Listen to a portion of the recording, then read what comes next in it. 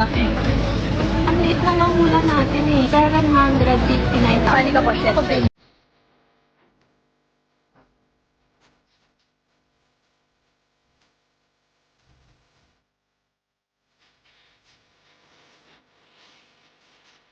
In accordance with our rules, Mr. Chair, Section 11, Move this. I therefore move to cite in Session contempt. suspended.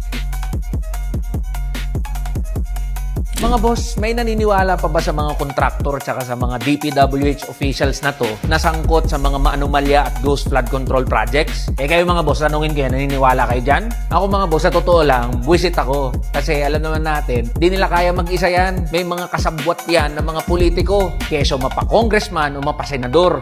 At ang pinakamalaking problema dito mga boss, sa halip na may makulong, yung mga kwento, pahaba ng pahaba, at paikot ng paikot. Isipin nyo to mga boss may napangalanan, di naman pinatawag. May binigay na listahan, di naman kumpleto. May mga sinasangkot na public officials, mga congressman, mga politiko. Anong nangyayari? Anong ginagawa ng gobyerno? Yung ombudsman, bakit walang nakakasuhan? Kagaya nito ni Diskaya, umamin na nga siya na meron siyang mga kasabwat na mga politiko, na meron siyang kickback o SOP na natatanggap. Anong nangyayari? O di pagkatapos ng hearing, makakauwi pa rin yan, makakatulong. Di ba walang napapanagot alam naman ng mga tao, ng mga manggagawa at ordinaryong Pilipino na merong sangkot dito ng mga politiko. Tanga lang ang maniniwala na wala siyang kasabwat at alam naman ng mga tao na meron pa yan doon sa listahan niya ng mga dagdag na mga politiko. Pero hindi niya sinasabi. Kaya tayo nag-move to cite in contempt yang si Diskaya. Kasi paikot-ikot lang, naglolokohan, nagagaguhan lang tayo doon sa investigasyon Alam naman ng lahat Ang gusto natin, paaminin siya,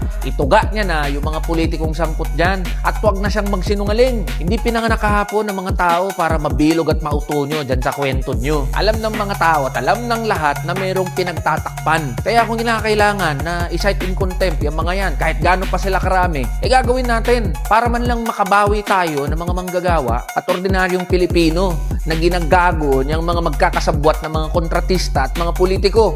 At bakit ba tayo nandito? Siyempre, para may mapanagot, hindi para maglunsad ng walang katapusan na mga hearing. Napaka-unfair kasi mga boss na kapag tayo mga ordinaryo at mga manggagaway nagkasala, kulong agad.